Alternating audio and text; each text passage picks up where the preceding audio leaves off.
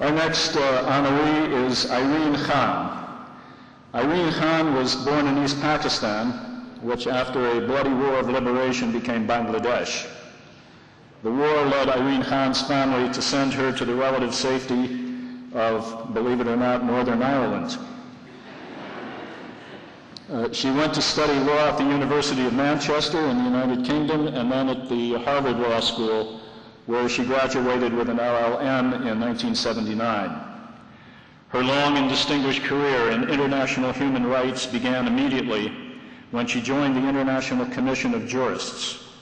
In 1980, she went on to the UN High Commission for Refugees, where she worked for 20 years, served as country representative in India, and undertook missions to trouble spots such as Kosovo and Macedonia in 1999. She became Secretary General of Amnesty International in 2001, at a time when, in her own words, the war on terror had provoked a backlash against the protection of human rights. She led Amnesty International against this backlash and has, as well, campaigned aggressively for combating violence against women. She is her own best spokesperson. On December 10, 2006, International Human Rights Day, in the West Bank, Irene Khan declared, "Today, far too many leaders are trampling freedom and trumpeting an ever-widening range of fears. Fear of being swamped by migrants, fear of the other and of losing one's identity, fear of being blown up by terrorists, fear of rogue states with weapons of mass destruction. Fear thrives on myopic and cowardly leadership. There are indeed many real causes for fear, but the approach being taken by many world leaders is short-sighted, promulgating policies and strategies that erode the rule of law and human rights, increase inequalities, feed racism and xenophobia, divide and damage communities, and sow the seeds for violence and more conflict. The politics of fear has been made more complex by the emergence of armed groups and big business that commit or condone human rights abuses, both in different ways, challenge the power of governments in an increasingly borderless world. Weak governments and ineffective international institutions are unable to hold them accountable, leaving people vulnerable and afraid. History shows that it is not through fear, but through hope and optimism that progress is achieved. So why do some leaders promote fear? Because it allows them to consolidate their own power, create false certainties, and escape accountability." End of quote. Many of us at AUB, and many Lebanese, remember with pride the seminal role played by Professor Charles Malik in the drafting of the Universal Declaration of Human Rights 60 years ago. I have no doubt that Professor Malik would be equally proud of Irene Khan for carrying on in his legacy and his mission. We are proud to welcome her back to Lebanon and to AUB, where we hope her voice will always be heard. Irene Khan.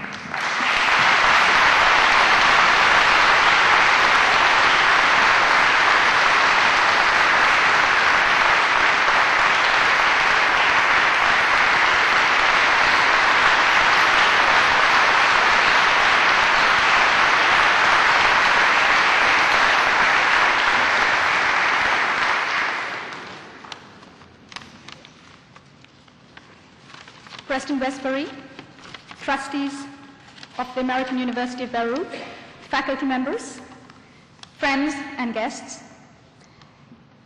Unlike Hanan or Mona, I have no prior attachment to this university. But I'm deeply honored by this award because I believe there is a quality of this university with which I have great empathy, and that is persistence. The American University of Beirut has persisted in its mission to spread liberal thought and learning in a region torn by violence and injustice, relentlessly for decades. And I'm particularly touched that this award comes in the 60th year of the Universal Declaration of Human Rights. But I'm also very humbled by this honor, as I have done little to deserve it. The trustees, of course, do not know, that I failed to complete my doctorate in law at Harvard. I did complete my law degree, but I failed to become a lawyer, a practicing lawyer. But I failed fast and quickly decided that if law had any meaning, it was as a tool for human rights action. And so in bestowing this honor on me, I feel that the university is not just honoring me, but human rights activists around the world, and particularly my friends and colleagues in Amnesty International. Thanks to their work and to that of many others, much has been achieved in human rights.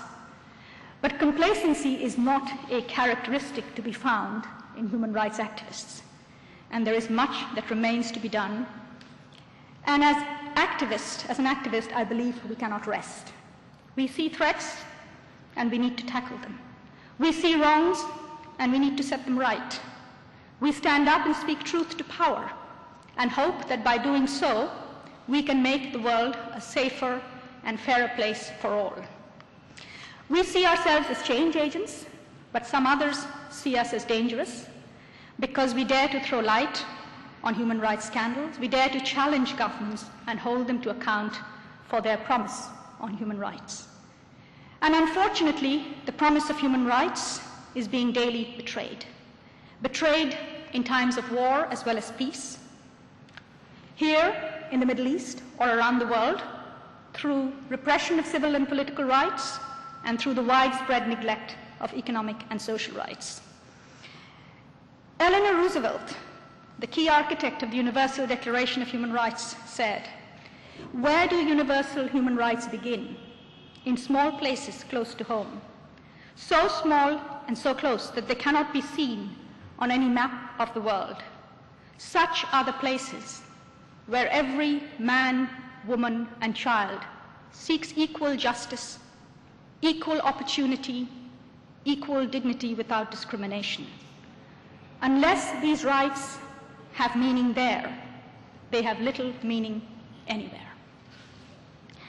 The few minutes that I have here are today too short for me to tell you about the old woman I met in a village, in a camp for displaced persons actually, in Darfur in Western Sudan, who told me how her village was attacked, how all the men were killed so that there were no men left to bury the dead, and she and other women had to bury the dead before they fled. Or I could tell you the story of the 16-year-old girl I met in the women's prison in Kabul, who was abducted and raped, and when she ran away from her perpetrators, the police brought her to the prison in order to keep her safe from her own father, who wanted to kill her because she had destroyed his honor.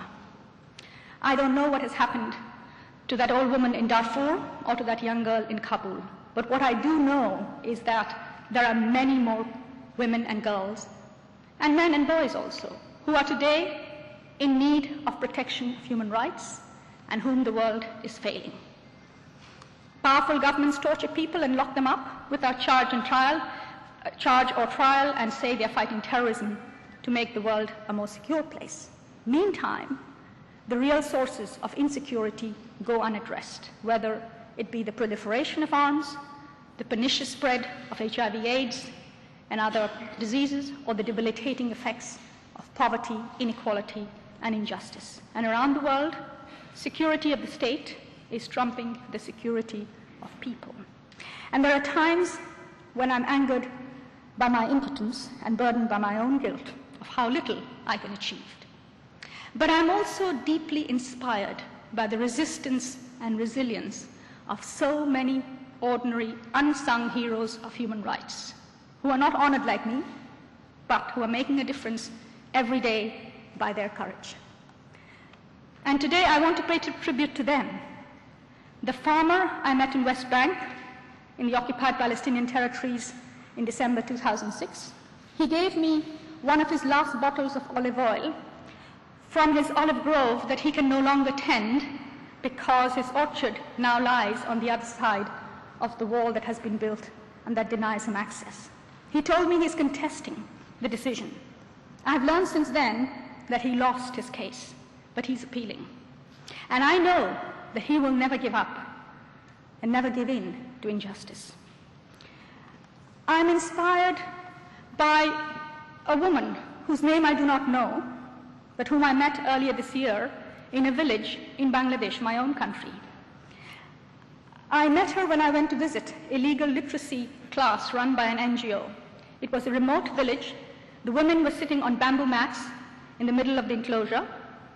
They could not read or write, and so the teacher was using posters with graphic designs to explain their legal rights. And that morning, they were learning about the law against forced marriage and child marriage, and were being taught about informed consent of a woman to marriage. I spoke to this woman, and she told me that she had received a microcredit loan, something equivalent to about $50, which she was going to use to buy a sewing machine to set up a tailoring business for herself. And I asked her why was she in that class? What did she hope to get out of it? And she said to me, I want to know my rights. I don't want my daughters to suffer the way I have suffered. And that is why I need to know my rights so that I can protect my rights and theirs. Human rights have gone global by going local. And there is a bigger humanity out there that is saying things must change.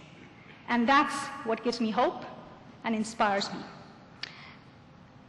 I could end with the words of the Greek historian Thucydides, who said, the secret of happiness is freedom, and the secret of freedom is courage.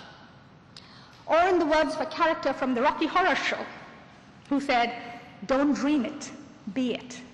And that is what I think the American University of Beirut provides to many young people. I hope they will be inspired to be activists, whatever they are, lawyer, doctor, accountant, whatever they are, that they will serve the cause of human rights, equality, and justice for all. Thank you.